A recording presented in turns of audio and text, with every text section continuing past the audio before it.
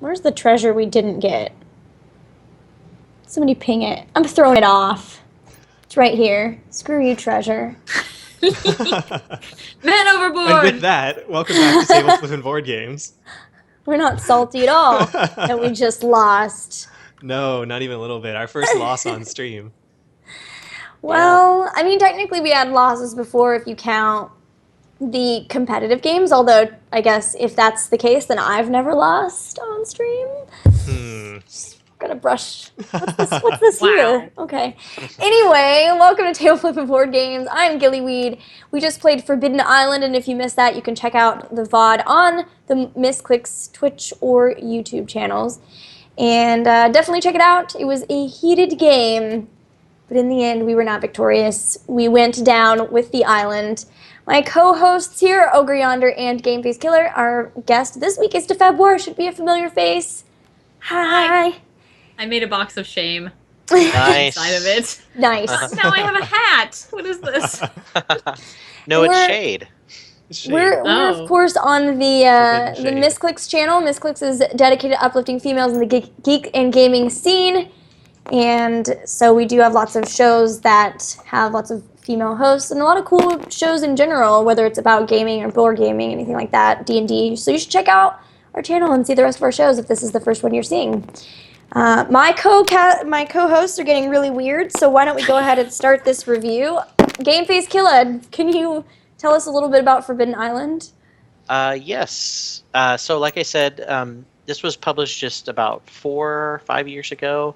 And I think it's probably something that Matt Leacock, after, in his swimming pool of money with his pandemic success, decided to go Scrooge one McDuck. more time to the well, right? And but this, I think, Except it's it wasn't different than one more time, right? Because didn't he also make the desert one? Yes, after that he made Desert, which you're right. It's again back to that. But I think he gets a little bit of credit since he sort of discovered and created the cooperative game, or at least the first really big popular cooperative game. That was fairly simple with Pandemic. And there were so many mechanics that were really so much fun about that game. To implement them in this, it's a little bit simpler, I think. I would probably teach a younger kid this game before I teach them Pandemic. Yeah. I'd say It's so, a lot too. easier It's a lot to more understand. straightforward. Yeah, and everything is very, symbolic and simple. Instead of thinking of diseases, different colors of diseases, it's a little bit more playful and fun. But yet you still have all the fun things about the Pandemic experience too, like the outbreaks and which we lost by, and the getting cards of a type, that kind of thing. So it's a lot of fun. So speaking on those mechanics, Ogre Yonder's played Pandemic and Forbidden Island and maybe even Forbidden Desert. Yeah, we played a couple times. Okay, I think, a while ago. So, since you're the mechanics person, is there anything about them that you don't like? Because it is it's very unique, and it does carry out throughout, and that's basically the idea of the outbreaks, where you're kind of damage controlling the same areas over and over again, because if you haven't seen this or anything like that before, you have a certain number of areas, and certain areas you'll draw, and those are the places that start getting hurt in some way. Whether it's flooded, or in Pandemic it gets diseased. And then when you have this outbreak or waters rise in this game, then you have to shuffle all of those that have already been pulled and put them back on top of the deck, so then you continue to pull from those. So it's like the same areas keep getting hit, and you have to really damage control, which is central to cooperative games. So what do you guys think about that type of mechanic? Do you like it? Yeah. Oh, I'm a huge fan of the Pandemic mechanic. I guess I don't know. I don't really know what else to call it, but the whole you kind of initialize the game, and each time you play, it's not so much a scenario because it wasn't really pre-thought out, but it's more of it's like a generated scenario, because when you set up the game, you know how the game is going to behave for the rest of the game. It's like Right. these areas are going to be a problem, and that it definitely played out that way for us. And it kind of reminds me, it's like with Pandemic anyway, it's very thematic. It's like, Yeah. oh, this is where the outbreak is really dangerous in this world or this universe, right? And so if you think about it story-wise, at least for Pandemic, it works really well. Here, it's I guess it makes sense in terms of, oh, this part of the island is really, porous or whatever it is that's causing it. The Those gates leaking are is kind of happening those, much those worse. gates are very leaky. Yeah. Leaky gates. So it's kind of interesting that it feels like a story that kind of generates, like you were saying, you get that generated at the very beginning, and it's kind of that same story throughout with programming, or the program sets up. Yeah, that is kind of cool. It's like a randomly generated story. I So never we even don't thought really about have a. Oh, sorry. I was just gonna say we don't really have a board where I can show people this anymore. Can we just Oh, can I can reset it? Yeah, Okay, let's yeah. reset Oh. it. And Could you then reset leave this it mess? alone. I was trying to organize everything. You guys It looks really good. It looks really Yeah, good. you did a great job You with did a it. good job. Can we reset? Yeah, there we go. Okay, there we Yay. go. All right. So when we set up in the beginning, So, what? Basically, drew- you set up with your you've got yeah, your. let's just do a mini version here, like the 6 in the middle or something like that. Where'd the deck go? Sorry, I flicked it. I accidentally flicked it. So yeah, so what you do is, I mean, you guys can just go watch the VOD from before this, but you'll set up some cards in the middle, and then you'll flood some of those cards. So you'll start out that all of these cards are are filled, and then all those same cards are in here, and then you'll pick a set and just kind of initialize the board by flooding them. So let's say this set here gets flooded, and you'll know that for the rest of this game, this would be a fairly unique one where the very center of the board is most likely to get flooded for the rest of the game. And it kind of, if you don't handle that, then the problem compounds on itself, because you're going to keep drawing these cards over and over again, and then once they get removed, then they cause other cards to get drawn more quickly. So if you're able to manage the entire island and keep everything afloat, then the game will be much easier. And that's kind of, well, that isn't how we lost this time, but it is one of the ways to lose. But how we lost this time is we made it through this deck too many times. And it's interesting because there's kind of a similar but reversed mechanic with this deck, where you're pulling cards out of it and you're hoarding them. So because you draw two of these at the end of your turn, and you want to collect them and then turn them in order to achieve the game objectives. But by collecting them, you make the bad stuff in this deck come up faster. Right, because you have to, once it runs out, you have to reshuffle it. It is a really interesting mechanic because you have to hoard it, because the objective of the game is to pick up the treasures and get out, and you need those cards for the treasures. But at the same time, if you hoard them too much, which is I think what happened to us, then you have a time where you have to reshuffle the deck, and you've got like 12 cards in that deck, and there's always going to be those 3 Waters Rise cards. And it's an interesting change too from Pandemic, because in Pandemic you only go through that player deck one time, and if you actually get to the bottom of it, you lose. That's another way of losing. But in this deck, it kind of, because you have that recycling idea, to me it's more dangerous, I think. Yeah. So it's really interesting. So Deb, have you played Pandemic or Forbidden Island before? No, I haven't played either before. So what did you think? Well, I really liked this, and I think you definitely need to play it once to get the hang of how the decks work. So I think playing it again would probably have a much better chance of succeeding. Maybe if I didn't flood the map right away on turn I mean, one. I think you pretty did good at that. as well as somebody could have done. Like, I think you did a great job. Yeah, that is true. I think there were probably a couple opportunities that we might have had for, like, if we had discarded stuff that, like, we could have discarded. I think that's the only thing that, well, not the only thing, but it's definitely a thing that you have to master, is like when to discard your sandbags and your helicopters, and when to hold on to stuff and when to trade it. Especially being so mobile as the pilot. I don't know. I don't know. I think if I played it again, it would be different. Obviously. And didn't we discard a cup early on? I think Discard what? Discard what? Game Face discarded a cup early on that I think we ended up needing. No, And, we like, never got rid of too many. That's the problem, though. Like, we never got rid of more than 2, or we never got rid of more than 1 of a type. and there's 5 of each type in the deck. So as long as you get rid of one, like only get rid of one, then you still have enough before the deck runs out to be able to turn in and pick up the treasure. The problem is it could be one of those on each person, and trying to get to each other to trade them takes so many turns that by that point you've like burned through the deck. Yeah. Right.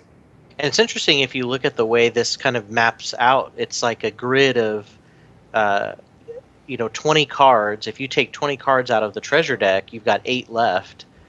Right.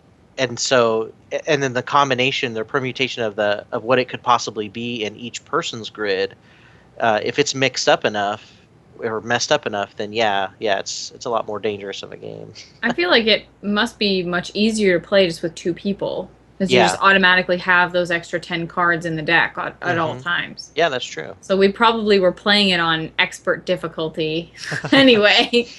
That's Can true. you play it with 6 people, or would that be practically you play with impossible? fewer. You play with fewer, and then obviously since each person has to do the flooding at the end, then that kind of scales it up and down. Yeah. Mm. But you're right that the cards you have in your hand can make it more difficult too, depending on. That's one thing I really like about these games in general is they're very easy to pick up and teach someone, and you can kind of make it as complex as you want to. Like if you want to, you can just totally play it and not look into the strategy of, like we were talking about, there's a lot of strategy in trying to figure out who should be the one turning in a certain type of card, because like when you get toward the end, you need to be doing stuff really throughout. You need to be doing it as fast as possible because it takes so long. So much happens from one of your turns to the next turn. So there's a lot of strategy in that. There's a lot of strategy in the discards, like we were talking about too. But you don't really have to play it that way. Like you don't really have to play it the way of, oh, we need to make sure we're only discarding one of each one. You could just try to play and say like, oh, I've got too many. I'm trying to collect cups right now, so I'm just going to discard anything else. And then the next, I'll catch the cards the next time it comes through. And like maybe that would be not so bad because then you're not getting as many Waters Rise. I don't know, but like you really can make it as difficult, like strategic, or just we're just going to pick this up and play it and whatever, it's fun. Yeah. We spent a good 10 minutes debating our last turn, so Yeah. And we needed to, like, obviously it was very close to being lost. Oh, yeah. It was very close. Yeah, that was, we just got unlucky. I mean, because it could have been, if it was it had to be like 2 turns later, then we would have won. Yeah. And if and that was only drawing, there were 18 cards and we would have drawn 6 of them. And all we needed was for one of those, well, I guess 5 of those 6 to not be a flood. Yeah. I'm remembering now the last time we did play this, we played it with our friends Phoenix and his wife, Ogre, and I'm remembering now we were down to 3 cards. We knew one of them was a Waters Rise, and we needed to draw 2 of those cards at the end of a person's turn, and the next person would have launched us off. Because they were going to turn in, and then we were going to helicopter away, and we got the Waters Rise in those 2. It was very close. Oh, jeez. That's tough. Yeah, that was hard. What did you guys think about the art style of the game? Yeah, Deb was talking about that earlier. Yeah, I like the way they made the cards reversible so that you could visually tell that they were flooded. I really think that's cool that they just did the flooding the same way instead of having like they could have just been as cheap as like, oh, here's a flood token, put the flood token on that thing. But I like that they blued out all the art. It's really cool, monochromatic and whatever. And even though you do have to pick up the pieces, even in the physical game, it's worth it, I think, to have that effect. It's really cool. Yeah, honestly, I think it's more difficult in this to do that than in the physical game. It is. Yeah. It's very hard to line the cards up when they're this close, so you're not overlapping other things. And then, of course, you pick up your card accidentally instead of your player. And it's a tough game to have on a virtual simulator. Yeah. Yeah, I think it just needs some programming tweaking. Like it could lock the cards to the board. Yeah. And flip it on the board, but not affect the things that are above it. Yeah. I'm sure this program will get there eventually. I also like the art. Oh, I'm sorry. Go ahead. I was just gonna say I love the art of the, like the locations. Yeah. Yeah, and I love how they tie together like the gates and the colors and then the Howling Gardens and the Whispering Gardens both have to do with wind or sound. And that's kind of matches the treasure, and the Cave of Shadows and Embers has to do with light or darkness. So everything kind of matches together, the art and the theme, and it's a really neat effect, I think.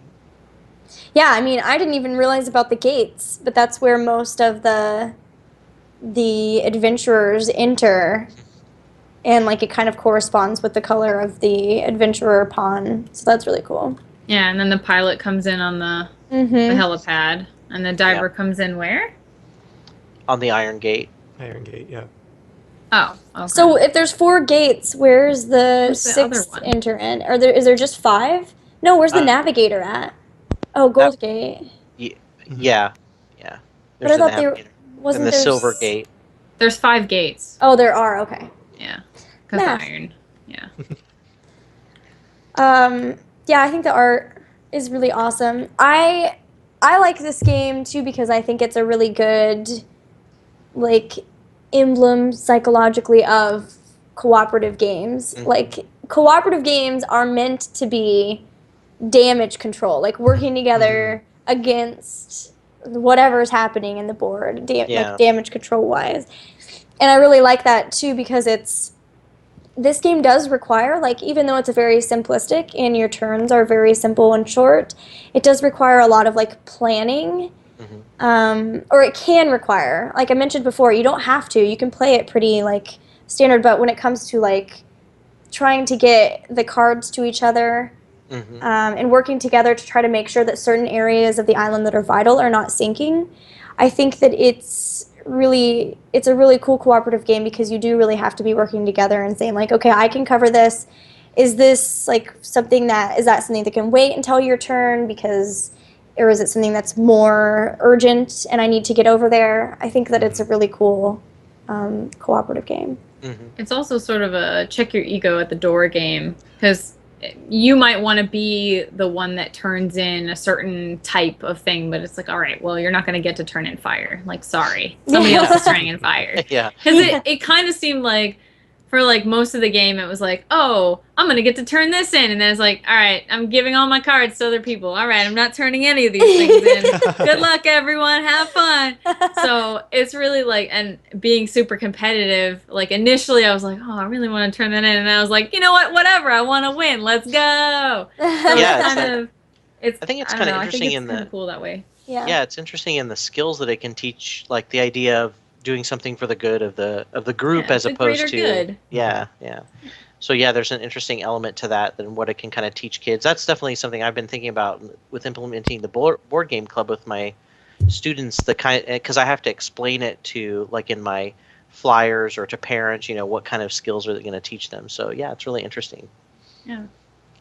Yeah, that's true because they are called treasures, right? So you're like, Yeah. I think everyone else has gotten one. I should be able to get this one. I want a treasure. There's 4 of us. There's 4 treasures. I was like, okay, we're all gonna get to turn one in. And then when at the end it was like, well, Deb's not gonna turn it in. She's just gonna give all her shit over, and then somebody else is gonna turn it. I was like, okay, I guess we can do that. Sorry, buddy. Well, that's okay. I mean, we all lost together. Yeah, we have to develop that Indiana Jones philosophy, right? Where to him it was like it all belongs in a museum, it doesn't belong to anyone. Yeah, right. Maybe we're all museum curators. Yeah. Well, it will all be on my helicopter, right? So all I have to do is get you in the air and then shove you all out of the helicopter. Yeah, we've already then I get all the treasure. Baited. Oh well, yeah, females in this game, there aren't any, but there aren't any males either. Which it's kind of interesting. We're all just ourselves. And everything is symbols instead of actual faces and things like that. It's kind of an interesting choice. I like it. Let's look at those. It reminds me of another game that I really like, which is Settlers of Catan. Because, I mean, all of the like tiles in there and all of the stuff that you play with, there aren't really, I guess aside from the soldier, there aren't really any like characters in it. Oh yeah, that's true. Yeah, you are totally right. It's just symbols. That's so cool. That's neat. And it's kind of cool that they don't even have silhouettes of figures too, because then that could be misleading as to like what type of person you are. Yeah, sometimes I like games. The games that are like almost role playing, like Arkham or like the superhero one that we played. Didn't we play a superhero Sentinels? one? Yeah. Yeah. Universe. Oh yeah, because that was one that Deb was on. Like I like that, or even when we did Robinson. Was it Robinson Crusoe? Crusoe? I really like that's probably my favorite because every role has the art of each. Has the art of the characters, so it's still kind of role playing, but it has on the flip side the other sex. So you've got like male or female. I think that's pretty cool too. That's really neat. Yeah, they like actually took the time to do the sketches for each, which is really cool. But I think for this type of game, there is absolutely no need to have like gender roles or whatever. It makes no sense. So I think it's really cool that it's not even like taken into consideration. It's just you are the navigator and it's you as the navigator, like Ogre was saying. I think that's pretty awesome. Yeah. Kind of like the King of Tokyo. Yeah, exactly. Well, any other last thoughts, Deb? You liked it? You're a fan? Yeah, I would definitely play it again. I was actually kind of like in the beginning when we thought we might lose really early to like double flooding stuff. I was like, oh, I kind of hope we die so we can play again really quick. I was like, I really like this, but I feel like I messed up really early drawing them stupid water cards. Oh, it's completely random, so you can play in RNG. Yeah, RNGesus. It's one of my favorites, so I'll play it with you anytime. All right, cool. And by the way, they do have this on a lot of devices as an app, and it's a really beautiful app too. Unfortunately, it's just pass and play. It's not like asynchronous push play, but it is still a lot of fun to play. So if you ever have a chance to play with someone in person, but you don't have space for a board, you can always get it on a phone or tablet or something. Yeah, you can play it on an airplane. Exactly. We could play it in Vegas. We could play it in Vegas. Yeah, we're gonna play it in Vegas apparently. Oh yeah. All right. Well, any other thoughts other than dance parties? Oh, I forgot to show the game too. I have the game. By the way. The game comes and it's like a tin. It's not a box. Can you like show the side of it? Yeah, the components are beautiful, including the tin box that it comes in. It is the coolest. What do the players' things look like? Do they look like the little things that are in here? Oh, okay. They're all cards, but the island tiles are these really cool cardboard tiles that are. Whoops, that's not it. Are really like thick tiles, square tiles. Oh, okay. And they're really cool. Right. They're not cards. So they have a really They're kind of like little Carcassonne tiles. Yeah. And then, of course, they have like three. Oh, those are Show awesome! the treasure. Why did they put those in the game like Earth. That? I know. I wish they had. Oh man, yeah, model that stuff. The cup. Oh, that's so cool. I like it. I love the fire though. The yeah, the fire's the best for sure. Yeah. It's translucent. That's so cool. Yeah. Very cool. Love it. It's kind of like a Jolly Rancher. I want to eat it, but yeah, it does look like candy. And that game is not too much. It's like $14 or $15, I think. Oh wow! Yeah, so definitely more on the affordable end of a board game. Replayable for sure. It's not scenario based, but like we mentioned before, it kind of makes its own scenarios every time. Yeah. It's like a episodic TV show rather than a movie, right? Yeah. It's like when you can just like pick up, play half an hour or whatever. You just want a little bite of board game rather than something big. And we do all the time. Definitely. We have like new people who don't play board games very much, or we just want to pick something up and just play it really fast. This is always the one that I'm like, this and Elder Sign. It's like, you guys want to play? You want to play Forbidden Island? I love Elder Sign. That's one of the ones that I have. So. I like the characters in that one. The character art's cool, and they have lots of cool chicks in that one. So yeah, they do. They really do. Yeah, it's $14.99 on Amazon, and you can have it by Monday, September 14th. Go now! We should link the Amazon link in chat. Here you go. This too could be yours. Low price. $14.99. Oh, Elaki says there are some unofficial scenarios where you can set the board up in a number of different shapes that make it harder or easier. Ooh, that's cool. Yeah, that would be interesting. That's cool. I never even thought about it, but of course you could do that. Changing the map, yeah. That's neat. And they actually have that option on the iPad or the app version. You can play. That's so cool. Thank you, Elaki. That's super Yeah, awesome. thanks. I forgot about that. That's cool.